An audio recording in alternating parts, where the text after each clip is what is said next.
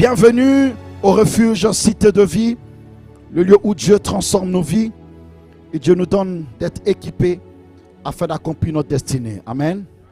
Alléluia. On ne peut pas venir dans la présence de Dieu et rester la même personne. On ne peut pas marcher avec Christ sans avoir les évidences de sa vie et de son existence. C'est impossible. Parce qu'il n'est pas un conte de fées, il n'est pas une mythologie, mais il est vrai, il est réel.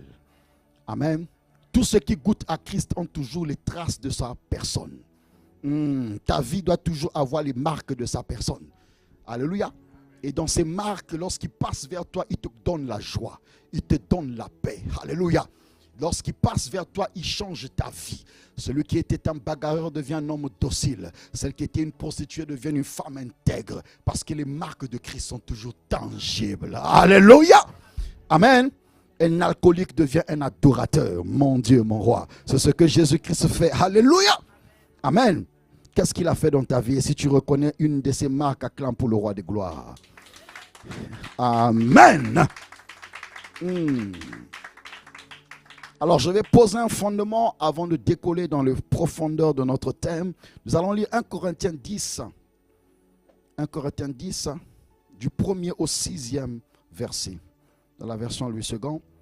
La Bible nous dit, frères, je ne veux pas que vous ignoriez que nos pères ont tous été sous la nuée, qu'ils ont tous passé au travers de la mer, qu'ils ont tous été baptisés en Moïse, dans la nuée et dans la mer, qu'ils ont tous mangé le même aliment spirituel et qu'ils ont tous bu le même breuvage spirituel, car ils buvaient à un rocher spirituel qui les suivait. Et ce rocher était Christ. Mais la plupart d'entre eux ne furent point agréables à Dieu, puisqu'ils périrent dans le désert. Or, ces choses sont arrivées pour nous servir d'exemple, afin que nous n'ayons pas de mauvais désirs comme ils en ont eu. Alléluia. Gloire à Dieu. Amen. Alors ici, j'aimerais ressortir deux choses. Premièrement, c'est que le passage nous dit que tous, ils ont été tous baptisés de la nuée et la mer. Amen. Nos pères ici, en fait, l'apôtre Paul écrit aux bien-aimés de Corinthe en leur rendant ces témoignages et en même temps en leur révélant un mystère. Il dit, écoutez, nos pères, ils ont tous vécu quelque chose. Ils ont tous expérimenté le baptême par la nuée et par la mer. D'accord? Par la nuée et par la mer. Ils ont tous été baptisés. Ils ont tous mangé le même breuvage. Mais tous n'ont pas eu la même faim. Ok? Tous n'ont pas eu la même faim. Et il dit encore, la plupart d'entre eux sont morts. Mais pourtant tous, ils ont eu part aux mêmes expériences. Tous, ils ont eu part aux mêmes enseignements du prophète Moïse. Ils ont vu tous la même gloire. Ils ont tous expérimenté la même puissance de Dieu. Mais tous n'ont pas vécu l'accomplissement de la prophétie, de la promesse, du plan de Dieu. Pourquoi? Bien-aimés, nous pouvons tous expérimenter aujourd'hui la même présence de Dieu, comme ce matin, comme tout le temps nous vivons ici. Nous recevons tous les mêmes enseignements, mais seulement dans nos vies, nous ne vivons pas tous les mêmes choses. Nous ne porterons pas tous les mêmes fruits. Nous n'expérimenterons pas tous les mêmes miracles et les mêmes grâces. Mais pourtant, nous nous abreuvons tous à la même eau. Nous mangeons tous la même nourriture. Mais il y a une différence. Amen. Mais ils expérimentèrent aussi un miracle. Le miracle qu'ils ont expérimenté, c'est que Dieu les a pris par le baptême. Il les a pris d'un lieu pour les conduire vers un autre. Dieu les avait pris où? Dieu les avait pris d'Égypte. Parce que là, il parle de l'histoire d'Israël en captivité sous l'emprise de Pharaon.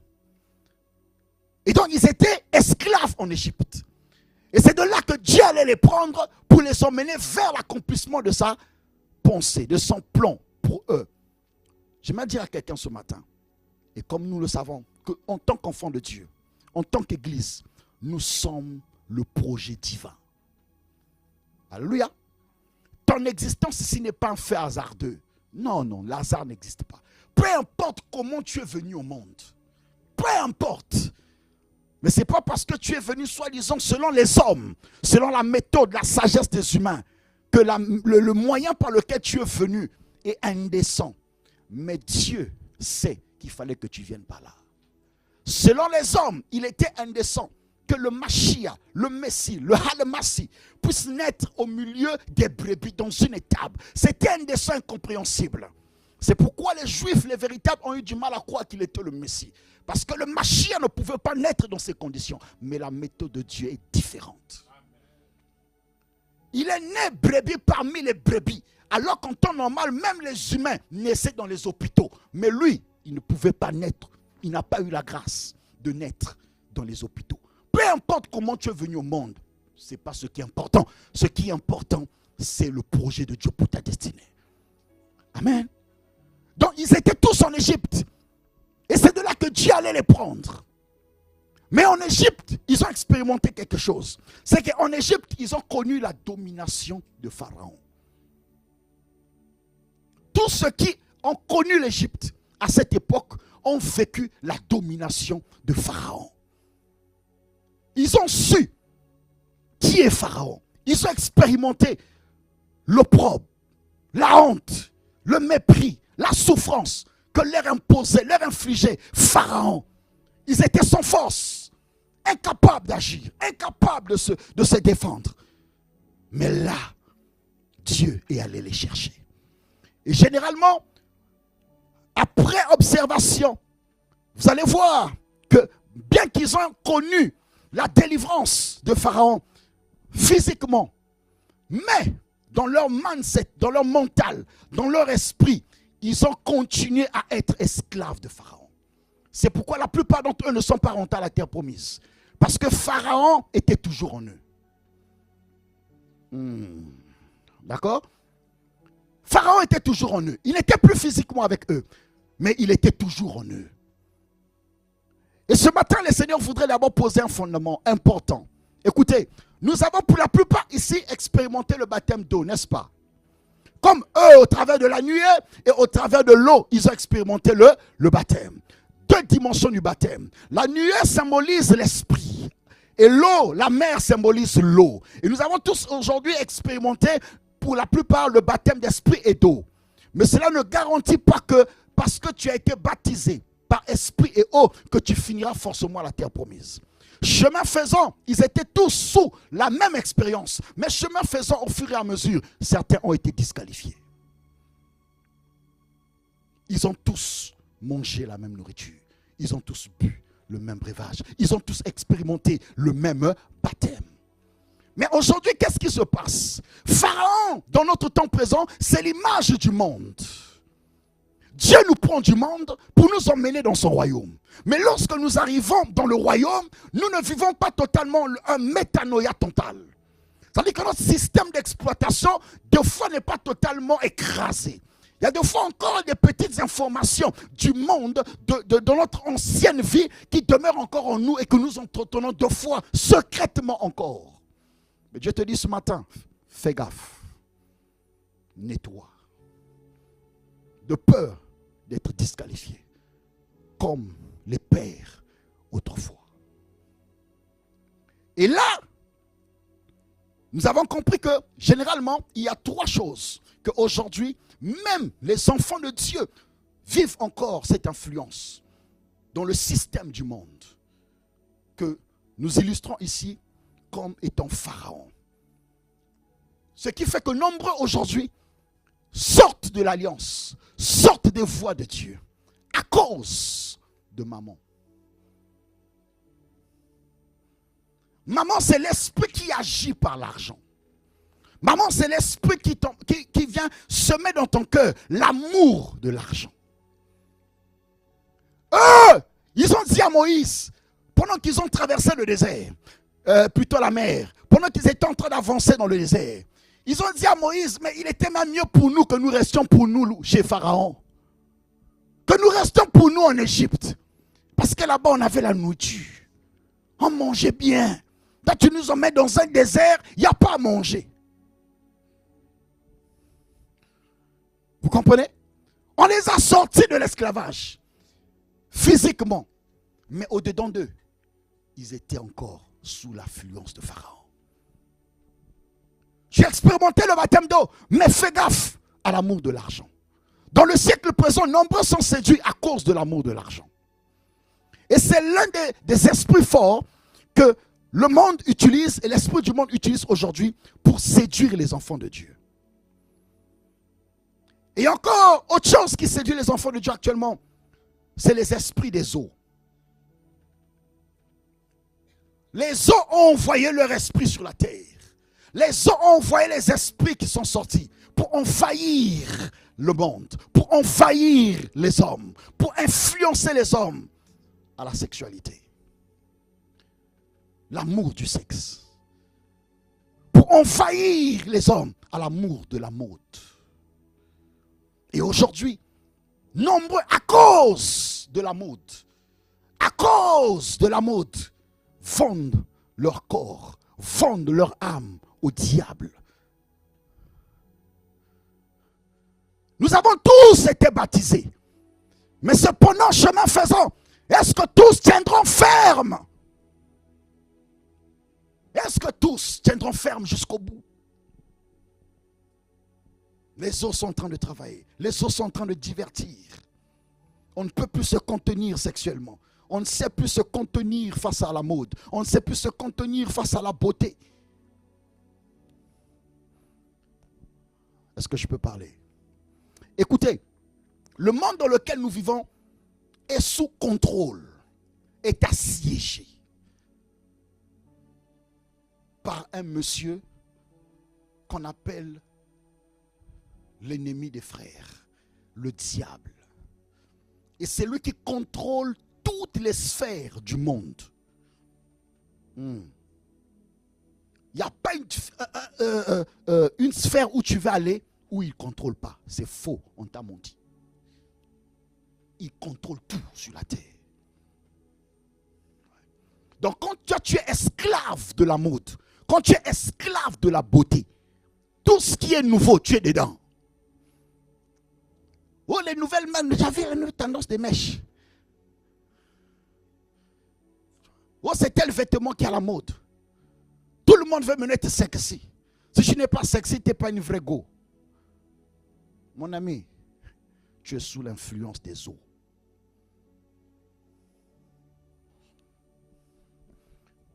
Et là, il est difficile que tu atteignes le but.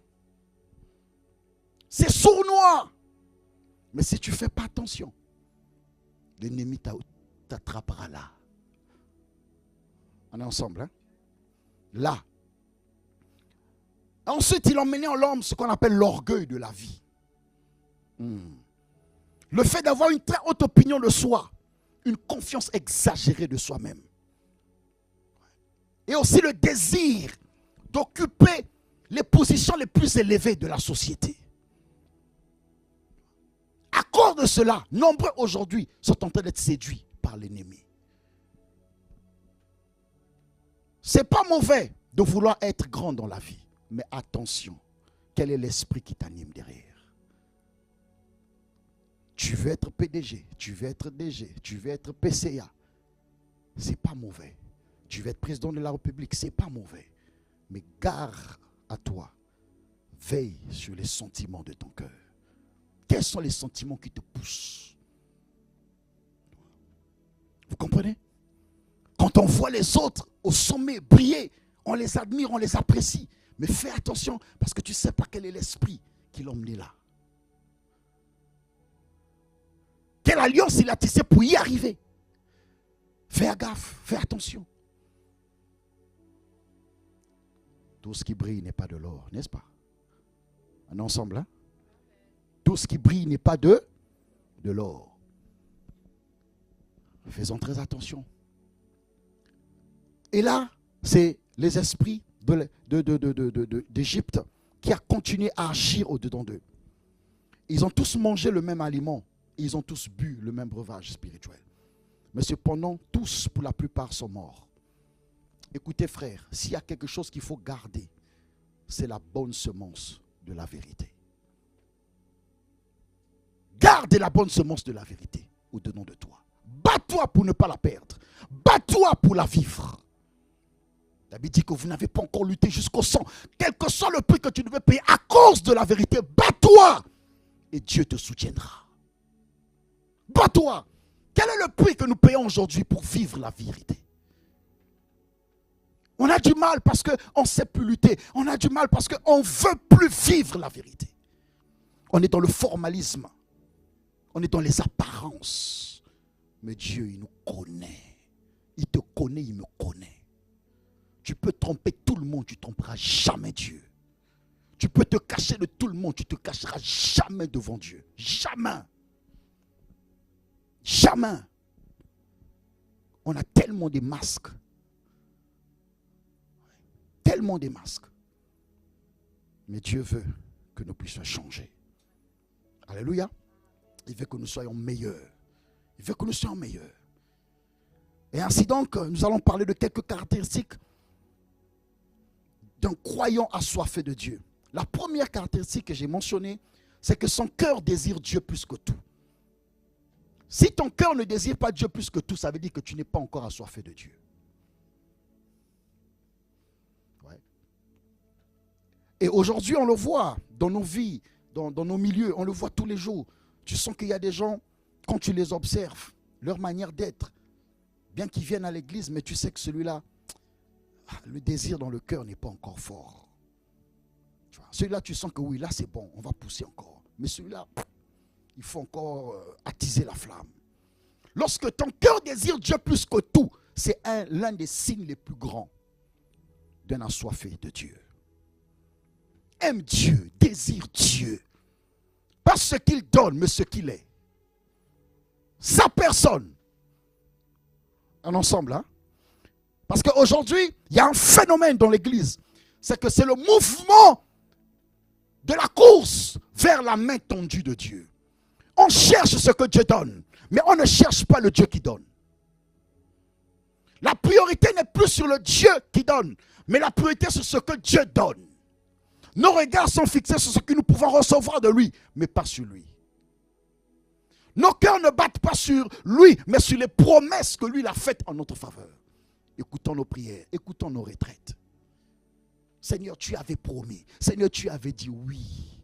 Mais est-ce que c'est le battement suprême d'un assoiffé de Dieu? Non. L'assoiffé de Dieu cherche Dieu.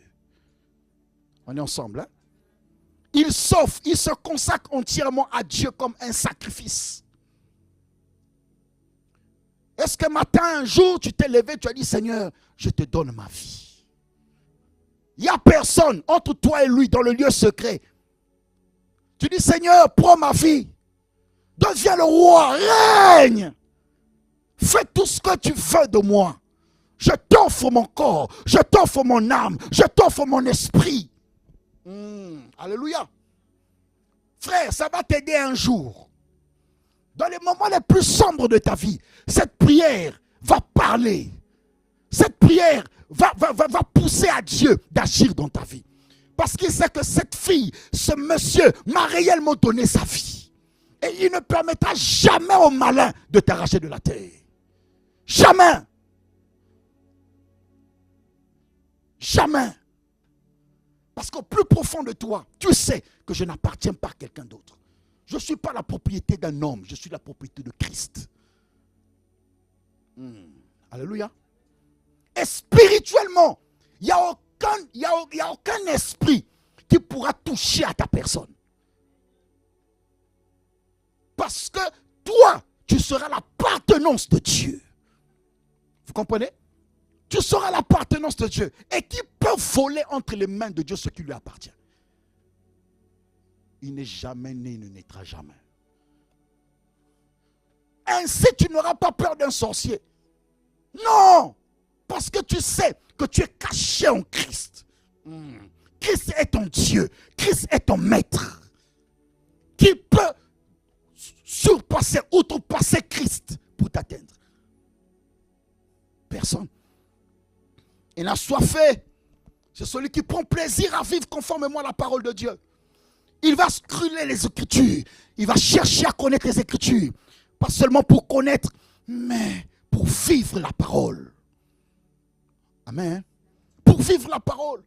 Des fois, je rigole quand je vois certains frères, je vois certains programmes à la télé. Vous savez, à un moment, l'Esprit nous fait grâce. Tu peux voir une personne, tu sais que ça, c'est un hypocrite seulement. Mais oui, tu sais. Pas toi, mais l'Esprit te dit, farceur. Avec le phénomène du combat spirituel. Aujourd'hui, dès qu'on dit ce mot, 7 jours, 21 jours de jeûne et prière, destruction des hôtels de famille. Regarde comment tout le monde est là. On coupe, on chasse, on envoie le feu. Des fois, je rigole, je regarde, je dis, en fait, vous ne connaissez pas le monde spirituel. Toi, tu penses que toi, tu es un impudique. Toi, tu penses que toi, tu es un menteur certifié. Toi, tu as un cœur haineux, jaloux. Toi, tu es sûr que toi, tu peux chasser un démon. Tu ne connais pas le monde des esprits. Le démon, ce n'est pas le nom de Jésus que tu prononces là seulement qui suffit. Il doit te voir qui tu es spirituellement. Hier, tu étais dans un hôtel avec un homme ou une femme. Aujourd'hui, tu viens au nom de Jésus. Démon, je te chasse. Mon ami, tu t'amuses. Tu t'amuses, tu perds ton temps. Tu perds ton temps. Ils vont bien te massacrer. On doit vous dire la vérité. Tu perds ton temps. C'est pourquoi année après année, jour après jour, ils font que les mêmes combats. Ils chassent que les mêmes démons. Où est Dieu? C'est qu'il y a un problème. Janvier, jeûne et prière, tu as chassé les démons. Février, jeûne et prière, tu chasses encore le même démon. Mon ami, arrête-toi un peu. Soit Dieu est Dieu, il n'est pas Dieu. N'est-il pas dit que si tu es en Christ, tu es une nouvelle? Si le Fils t'a franchi, tu seras? Mais mon ami, attends. Ça veut dire que le Fils ne m'a pas encore. Donc cherche à ce que le Fils t'a franchisse. Ça ne va pas. Chasser le démon d'impudicité. Il chasse le démon d'impudicité. Chasser le démon du mensonge. Il chasse le démon du mensonge. Chasser le démon de la haine. Il chasse le démon de la haine. Dès qu'il finit là, la même personne qu'il a toujours détesté, haï, il continue à l'haïr. Tu as fait quoi?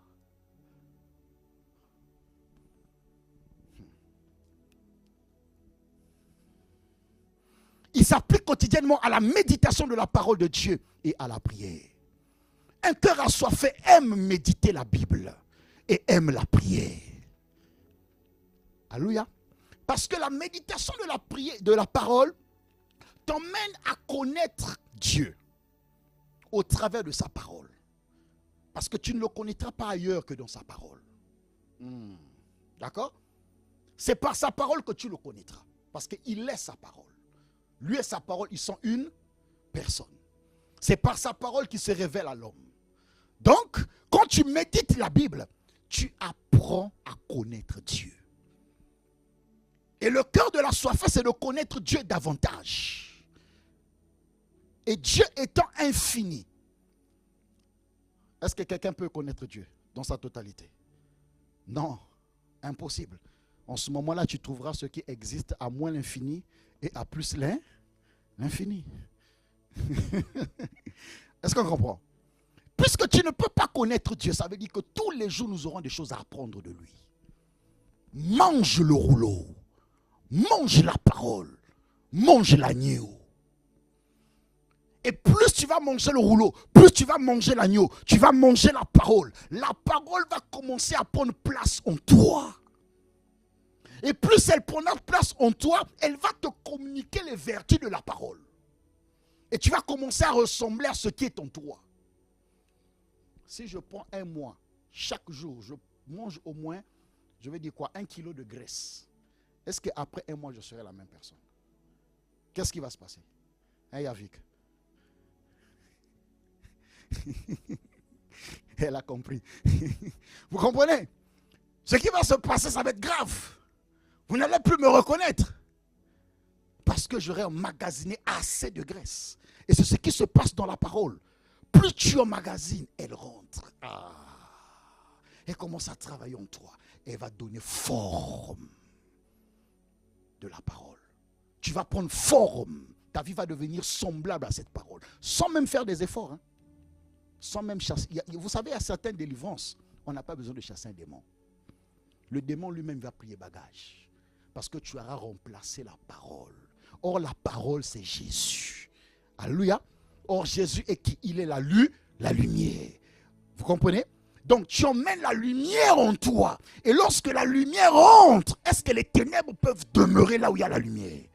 Parce que la mission de la lumière, c'est de chasser les ténèbres. Donc, quand la lumière entre, elle chasse les ténèbres. Donc, il y a des œuvres, il y a des présences, des démons, des esprits dans ton corps qui vont lâcher prise parce que tu apportes la lumière. Mange le rouleau. Le rouleau va changer ton système de pensée.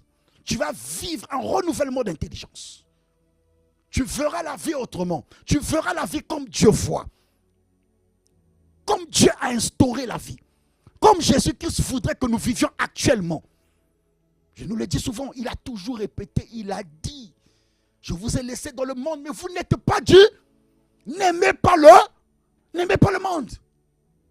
Mais aujourd'hui, combien de nous avons tourné le dos au monde? Ou bien le monde est toujours notre référence. Tu veux toujours savoir comment les choses se passent dans le monde. Tu es toujours occupé. Tu connais toutes les infos du monde.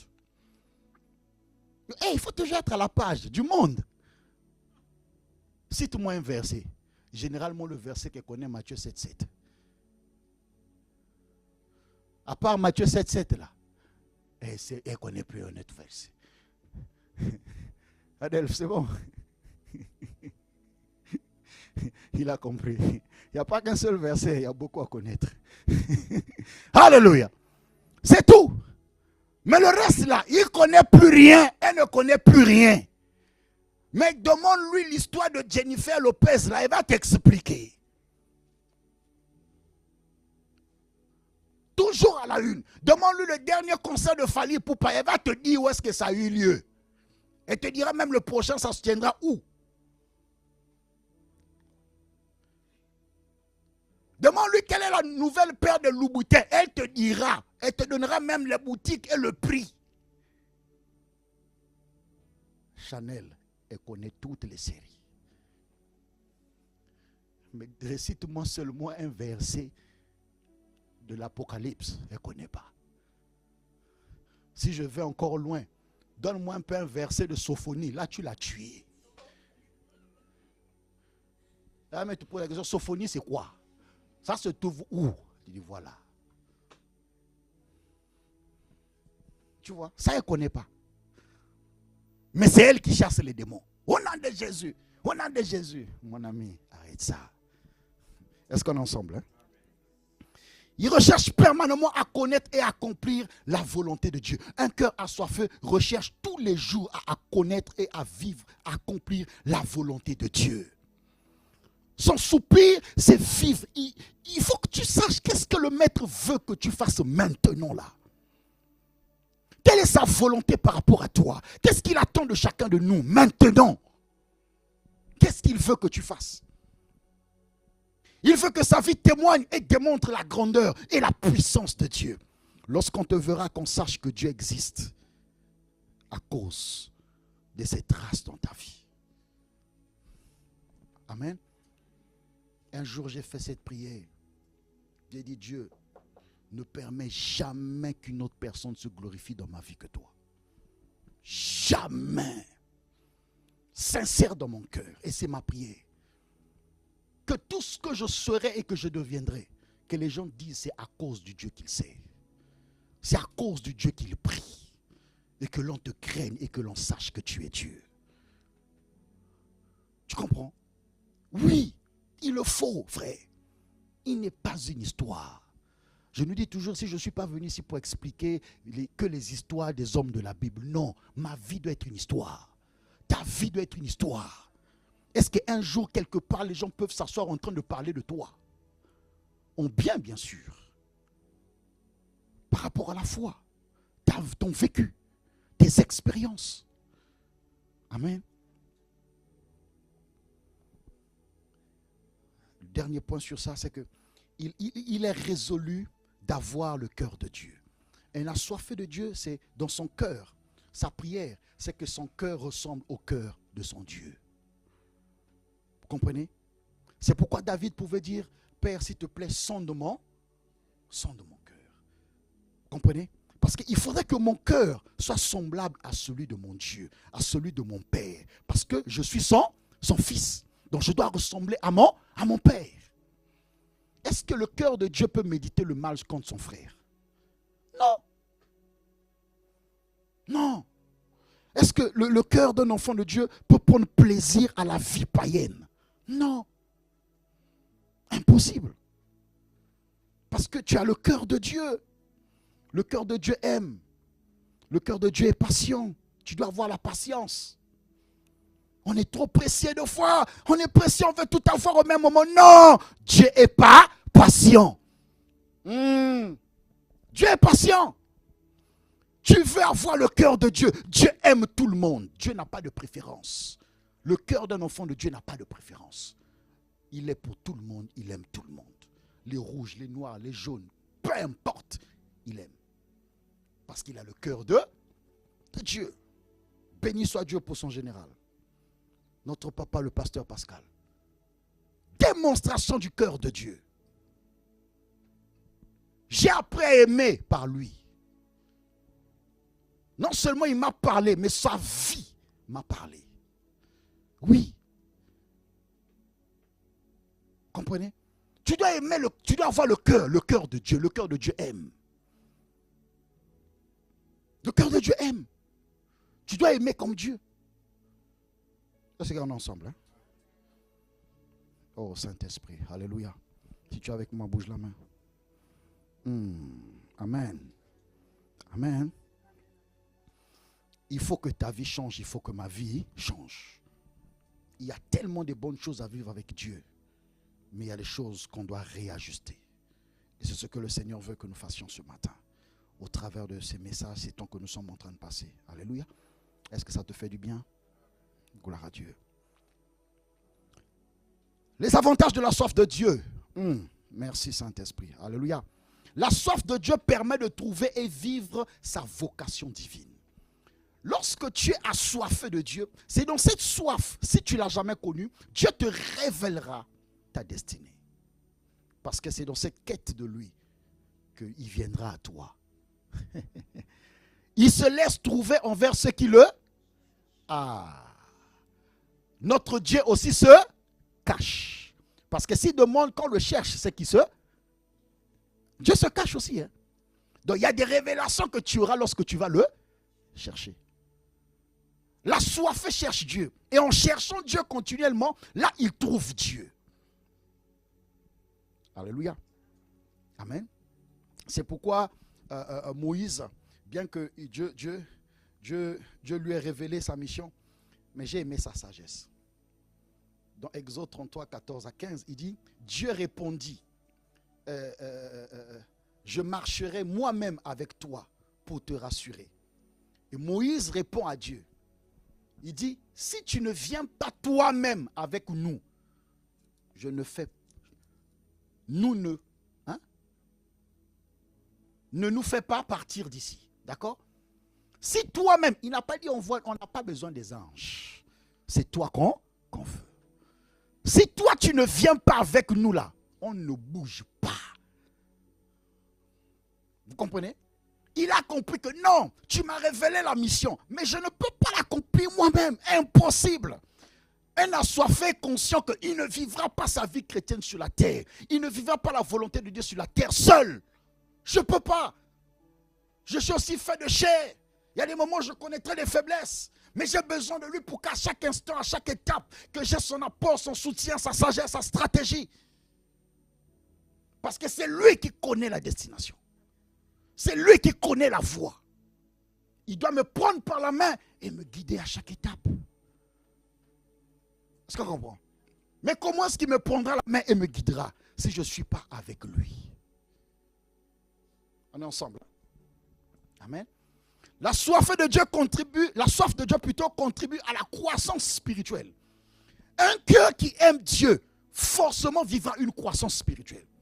Il y a des personnes 10 ans, 15 ans, 20 ans à l'église, mais on a l'impression que tu ne grandis pas. Ah, révolte-toi, fâche-toi. C'est pas normal. Il faut que tu grandisses dans la vie. Un assoiffé, il grandira spirituellement. Oui, c'est pourquoi le psaume 119 au verset 20 nous dit « Je brûle en tout temps du désir de connaître tes lois. » J'aime cet homme. Amen. Le patriarche David, il avait compris. Il dit, je brûle, je dois connaître tes lois. Parce que plus tu connais la parole, il y a un mystère qui se passe. Tu grandis spirituellement. D'accord? Oh, je ne sais pas prier. Mon ami, connais la Bible. Va avec la Bible. Tu seras surpris. Comment tu vas commencer à prier? Alléluia. La soif de Dieu permet de surmonter et corriger ses erreurs et ses échecs. Il y a des erreurs que tu vivras. Il y a des échecs que tu connaîtras. Mais tu trouveras la force de les corriger. La force de te relever lorsque tu resteras dans la présence de Dieu. Amen. C'est pourquoi David, c'était son secret. À chaque fois qu'il commettait une erreur, il savait que le seul endroit où je devais fuir, c'est auprès de Dieu. Parce que c'est lui qui va me délivrer. C'est lui qui va me corriger. Pour que je devienne une meilleure personne, une meilleure version, il faut que j'aille auprès de lui. On est ensemble, hein? La soif de Dieu permet aussi de porter du fruit. Et ça, c'est très fort. N'est-ce pas? Il faut porter du bon fruit, de bons fruits. Matthieu 7, 18 à 19, la Bible nous dit, un bon arbre ne peut pas porter de fruits, de mauvais fruits, ni un mauvais de bons fruits. Tout arbre qui ne donne pas de bons fruits est arraché et jeté au feu. Un assoiffé, c'est quelqu'un qui va toujours porter de bons fruits. Ce que Dieu veut, c'est que chacun de nous porte des bons fruits. Parce que si ma vie n'est pas productive, je ne servirai à rien. Et c'est pourquoi le maître n'aura que faire de moi, il m'arrachera et il me jettera au feu. Amen. Tu ne peux pas être à l'église et continuer à rester la même personne. C'est un danger personnel. Il faut porter du bon fruit. On comprend? Il faut porter, au lieu d'aller chasser d'abord les démons là, pose-toi d'abord la question, est-ce que ma vie porte des bons fruits? La priorité de Christ, ce n'est pas que tu ailles chasser les démons. Non, c'est que tu portes de bons fruits. On est ensemble, hein? C'est que tu portes des bons fruits. La soif de Dieu aide à avoir continuellement de l'huile dans sa lampe. Et là, on se réfère à la parabole des 10 vierges. Amen. Parce que le jour où le maître viendra, il faut que tu aies de l'huile. Pourquoi tu dois avoir constamment de l'huile? Parce qu'il faudrait que ta lampe ne s'éteigne point. Or, la lampe ici, ça représente quoi? Ça représente l'esprit de l'homme. Parce que ce que Dieu va sauver, ce que Christ viendra prendre, ce n'est pas la chair, mais c'est d'abord l'esprit. Donc pour que mon esprit demeure dans la lumière, pour que mon esprit demeure connecté à Dieu, il est important que continuellement je sois dans sa présence pour que le Saint-Esprit influence mon esprit, qu'il renforce mon esprit, que sa lumière continue à briller dans mon esprit, que je demeure uni à mon Dieu. Parce que le lieu où Dieu habite en l'homme, c'est dans son esprit. Quelqu'un comprend? Donc si j'éteins l'esprit, je suis mort. Or, il faudrait que l'esprit soit toujours allumé. Mais pour que mon esprit reste allumé, je dois aimer continuellement la présence de Dieu. Je dois désirer Dieu. Amen. C'est important. Et pourquoi j'ai fait une petite recherche sur l'histoire de lampe à l'huile. Vous savez, tout ce que la Bible dit, elle existe. C'est des images, mais qui existent. Et il y a un élément qui a attiré mon attention dans la recherche, c'est qu'ils ont dit qu'à cette époque, l'homme avait besoin de la lumière. mais une plus grande lumière. La première dimension de lumière qu'ils avaient fabriquée, l'homme avait fabriqué, c'était la torche pour éclairer la nuit. Mais ils se sont rendus compte que la torche n'éclairait pas assez. Ouais. Donc il fallait trouver un moyen pour créer quelque chose qui brillera davantage, qui donnera plus de lumière. Et là, ils ont créé la lampe à l'huile. Mais pourquoi il fallait plus de lumière? Parce qu'ils se sont rendus compte que dans la nuit, quand l'homme sortait, il était souvent livré à des prédateurs. Ouais. Il pouvait avoir l'arme, mais il se faisait toujours bouffer. Parce que là où il est fixé, vous voyez, la torche n'éclaire pas assez, elle n'éclaire que dans sa direction. Or, le prédateur pouvait venir de l'autre côté et le prendre. Donc, il fallait plus de lumière. Et là, j'ai dit, waouh, quelle image. Cela veut dire quoi? Plus j'ai de l'huile dans ma vie, plus cette présence en moi apportera la lumière. Et cette lumière fera en sorte que je ne tombe pas entre les pièges des prédateurs. Et il y a des prédateurs silencieux dans la vie de l'homme. Est-ce qu'on comprend? Il y a des prédateurs silencieux qui sont là mais ils ne sont pas là. Qui sont là mais qui ne parlent pas. Amen. Ils sont silencieux, ils sont calmes. Mais la présence de la lumière les sortira. C'est un peu comme ce que le feu produit là où il y a des animaux. Là où il y a le feu, les animaux font quoi? Ils sortent. Ils fuient. Et c'est ce que la lumière fait. Quand elle est en toi, il y a des ténèbres qui vont commencer à s'enfuir, partir. Et on fait la soif de Dieu, me permet de vaincre. Oh mon Dieu. Amen. Pourquoi? Parce que Apocalypse 2,7 nous dit que celui qui a des oreilles écoute ce que l'Esprit dit aux églises, aux vainqueurs. Je donnerai à manger du fruit de l'arbre de vie qui est dans le paradis de Dieu. Aux vainqueurs. À la fin, il donnera d'avoir part à l'arbre de vie. Donc si je ne me tiens pas ferme jusqu'au bout, je n'aurai pas part à l'arbre de vie. Alléluia. Donc si j'ai compris cela, à compter de ce matin, il faudrait que j'intensifie ma soif pour Dieu. On est ensemble, hein? Ce n'est plus là où je vais m'amuser, mais je dois intensifier, augmenter, amplifier, jour après jour, la soif de Dieu. Et nous ne parlons pas d'une soif collective, nous parlons d'une soif individuelle. Individuelle.